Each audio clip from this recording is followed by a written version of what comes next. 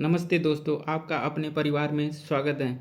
दोस्तों, रोज़ का रोज़ हम विभिन्न समाचार पत्रों में छात्रों के जीवन से संबंधित जो भी खबर आती है उसको मैं आपको बताता हूँ। तो आप डेली का डेली छात्रों के जीवन से संबंधित समाचार को देखना चाहते हैं तो इस चैनल को प्लीज़ सब्सक्राइब कर लीजिए, क्योंकि सबसे पहले आपके यहाँ पहुँचें। चलिए बढ़ते हैं इसी कड़ी में, आगे की ओर देखते हैं क्या है। इसमें लिखा है, शिक्षक भर्ती के लिए सीएम से लगाई गुहार।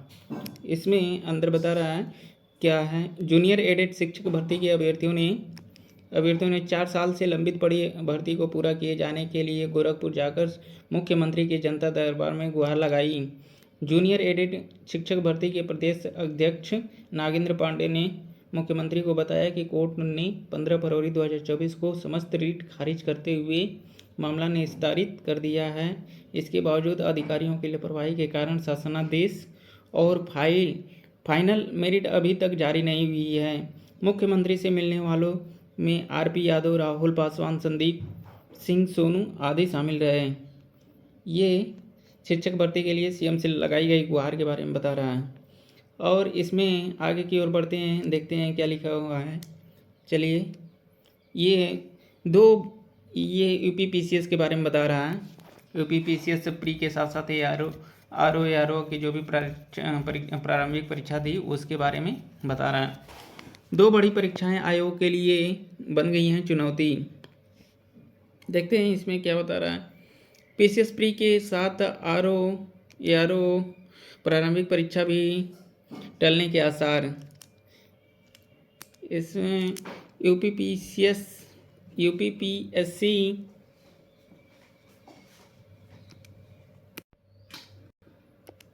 यूपीपीएससी प्रमुख परीक्षाओं के आयोजन पर इसी हफ्ते ले सकता है निर्णय ले सकता है। इसके अंदर देखते हैं क्या लिखा हुआ है।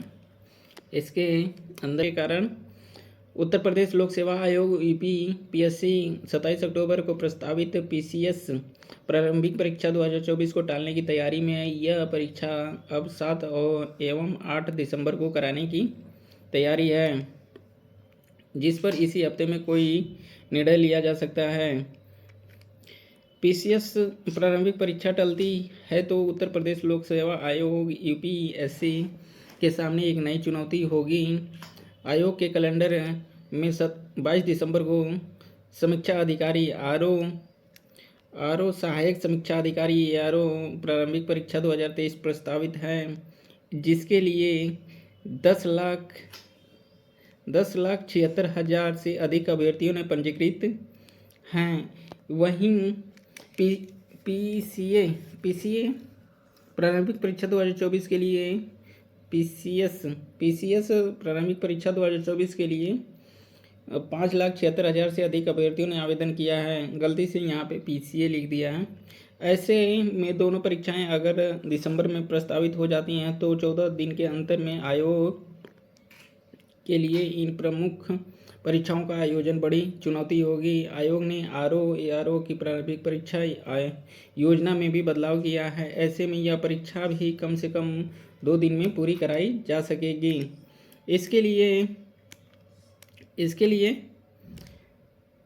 इसके अलावा अभ्यर्थी दोनों ही परीक्षाओं की तैयारी अलग अलग करते हैं। ज़्यादातर अभ्यर्थी ऐसे हैं जिन्होंने पीसीएस के साथ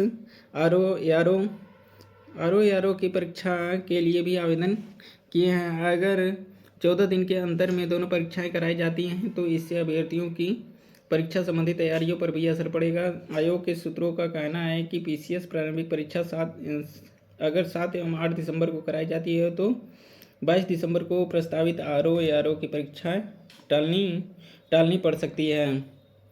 इसके अंदर और बताया गया है, खबर लिखी गई है। शिक्षा सेवा चयन आयोग में छात्रों का प्रदर्शन। आज शिक्षा सेवा चयन आयोग में छात्र प्रदर्शन करेंगे। इसमें बताया जा रहा है, प्रदेश के अशासकीय महाविद्यालयों में 2.5 साल से लंबित असिस्टेंट प्रोफेसर भर्ती और अशासकीय माध्यमिक विद्यालयों में टीजीटी पीजीटी भर्ती परीक्षा शीघ्र कराए जाने की मांग को लेकर सोमवार को उत्तर प्रदेश शिक्षा सेवा चयन आयोग में शांतिपूर्ण प्रदर्शन किया जाएगा। यह निर्णय रविवार को प्रतियोगी छात्र प्रतिमंडल एवं युवा मंच के संयुक्त बैठक में लिया गया। बैठक में शीतला प्रसाद ओझा, अनिल सिंह आदि मौजूद रहे। इसके ये अंदर ये भी बताया गया है कि 2 दिन परीक्षा कराने पर अभ्यर्थी विरोध कर रहे हैं। अभ्यर्थियों का मानना है कि 2 दिन परीक्षा कराने पर नॉर्मलाइजेशन के ऊपर इफेक्ट पड़ेगा, क्योंकि परीक्षा का स्तर अलग अलग रहेगा। इसके अंदर यही बताया गया एक तरह आयोग केंद्रों की अनुपलब्धता के कारण प्रदेश की सबसे प्रतिष्ठित पीसीएस परीक्षा 2 दिन कराने की तैयारी में है, तो वहीं अभ्यर्थी लगातार इसका विरोध कर रहे हैं। अभ्यर्थियों का कहना है कि प्रारंभिक परीक्षा में वस्तुनिष्ठ प्रकार के सवाल पूछे जाते हैं और प्रत्येक सही सवाल पर उसके लिए निर्धारित पूरे अंक मिलते हैं। अलग अलग दिनों में पेपरों में अलग अलग सवाल भी पूछे जाएंगे और प्रश्न पत्र के स्तर में भी अंतर होगा। ऐसे में परीक्षा देने वाले अभ्यर्थी का एक समान मूल्यांकन कैसे किया जा सकेगा? आखिर कौन सा फॉर्मूला है जिसके माध्यम से आयोग सभी अभ्यर्थियों का मूल्यांकन एक समान कर सकता है? तो ये थी यूपीपीसीएस परीक्षा के रिलेटेड खबर। यूपीपीसीएस प्री परीक्षा और आरयूआरओ का, इसमें शिक्षा सेवा चयन आयोग का प्रदर्शन के बारे में बताया गया है और जो छात्र यूपीपीसीएस की परीक्षा का 2 दिन में कराने का विरोध भी कर रहे हैं, इसके बारे में बताया गया है। चलिए बढ़ते हैं आगे की खबर की ओर। सिविल सर्विसेज की मुक्त विश्वविद्यालय कराएगा तैयारी। ये अच्छी खबर है। मुक्त जो विश्वविद्यालय है प्रयागराज में, वो सिविल सर्विसेज की फ्री में तैयारी कराएगा। इसके अंदर देखते हैं क्या खबर लिखा हुआ है। उत्तर प्रदेश राजर्षि टंडन मुक्त विश्वविद्यालय अब प्रतियोगी छात्र छात्राओं को सिविल सर्विसेज की तैयारी कराएगा। मुक्त विश्वविद्यालय संघ लोक सेवा आयोग यूपीएससी और उत्तर प्रदेश लोक सेवा आयोग यूपीपीएससी की ओर से आयोजित की जाने वाली भर्ती परीक्षाओं की तैयारी के लिए 6 माह का सर्टिफिकेट कोर्स शुरू करेगा। ये 6 माह का रहेगा, सर्टिफिकेट शुरू करेगा, जो छात्रों के लिए बहुत ही सहूलियत रहेगी, बहुत ही अच्छा रहेगा। इसके अंदर लिखा गया है विधि प्रशासन ने इसके लिए तैयारी शुरू कर दी है। इससे यूपीएससी और यूपीपीएससी की ओर से आयोजित होने वाली सिविल सेवा भर्ती परीक्षा की तैयारी कर रहे अभ्यर्थी की राह आसान होगी। सिविल परीक्षा के समसामयिक घटना चक्र समेत अन्य टॉपिक को मुक्त विश्वविद्यालय अपडेट कर रहा है। कुलपति प्रोफेसर सत्यकाम ने कहा है कि सिविल सेवा परीक्षा की तैयारी का विचार चल रहा है कि पीसीएस भर्ती परीक्षा से जुड़े विषयों को सर्टिफिकेट पाठ्यक्रम शुरू किया जाए ताकि अभ्यर्थियों को तैयारी करने में आसानी रहे। करंट से जुड़े प्रश्नों को अपडेट कर सामग्री उपलब्ध कराई जाए। ये था सिविल सर्विसेज की मुक्त विश्वविद्यालय की तैयारी करने की सूचना। आगे की ओर बढ़ते हैं, देखते हैं क्या खबर है। व्यवहार संबंधी समस्याओं के समाधान को तैयार होंगे काउंसलर। इसमें अंदर बता रहा है कि बच्चों और युवाओं को बढ़ते अवसाद और खिन्नता, गुस्सा, सुसाइडल विचार आने और नशे आदि होने की समस्या बढ़ रही है। इनकी स्कूल स्तर पर ही पहचानना जरूरी है। बच्चों और युवाओं के बढ़ते व्यवहार संबंधी समस्याओं को जड़ से जानने और उसे रोकने के लिए एनसीईआरटी राष्ट्रीय शैक्षिक अनुसंधान और प्रशिक्षण परिषद काउंसिल तैयार करेगा।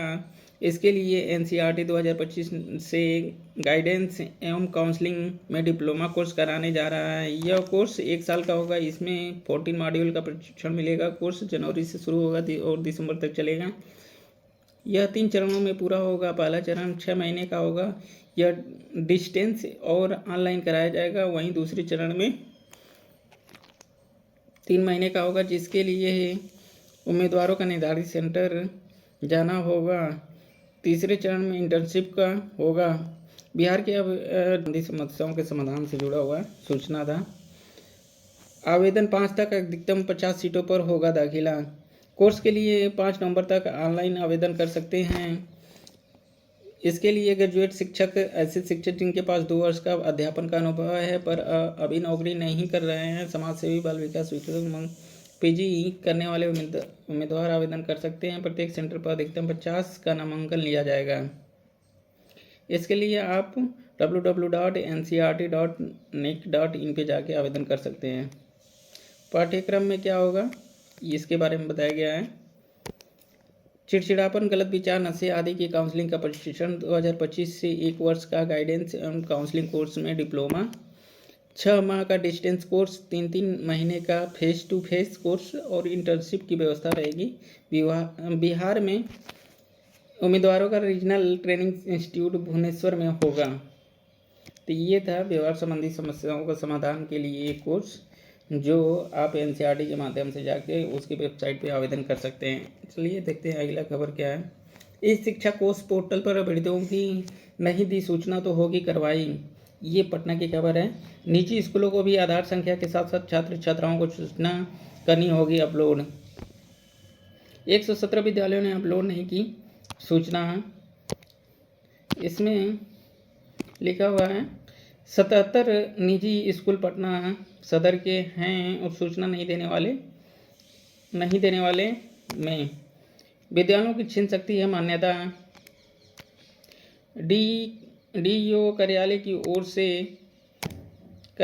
ओर से जारी आदेश के अनुसार ऐसा नहीं करने वाले स्कूलों की मान्यता रद्द की जाएगी। जिन विद्यालयों की सीबीएसई एवं आईसीएसई से मान्यता मिली है, संबंधित बोर्ड को उन विद्यालयों की संबद्धता रद्द करने के लिए अनुशंसा की जाएगी।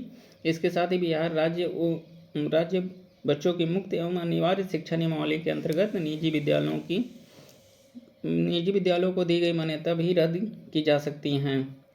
तो ये थी शिक्षा जो छात्रों का ये शिक्षा कोर्स पोर्टल पर अभ्यर्थियों की सूचना देने के रिगार्डिंग में जानकारी। देखते हैं अगला खबर क्या है। अगला खबर आईटीबीपी में योग्य अभ्यर्थी करें अप्लाई, ये भर्ती से रिलेटेड सूचना है। आईटीबीपी में 20 पद हैं। असिस्टेंट सब इंस्पेक्टर एएसआई और कांस्टेबल के पद पर होगी भर्ती। आवेदन की अंतिम तिथि 26 नवंबर 2024 से। योग्यताएं हैं 12वीं, डिप्लोमा और अन्य निर्धारित पात्रताएं। यहाँ आवेदन कर सकते हैं itbppolice.nic.in पे जाके। तो ये आज की प्रमुख खबरें थीं छात्रों के जीवन से रिलेटेड, जो आप लोग को बताना बहुत ज़रूरी था। तो डेली की डेली आप ऐसे ही सूचना पाना चाहते हैं तो मेरे चैनल को प्लीज़ सब्सक्राइब कर लीजिए और पूरा वीडियो देखने के लिए आपका तहे दिल से धन्यवाद। Thank you.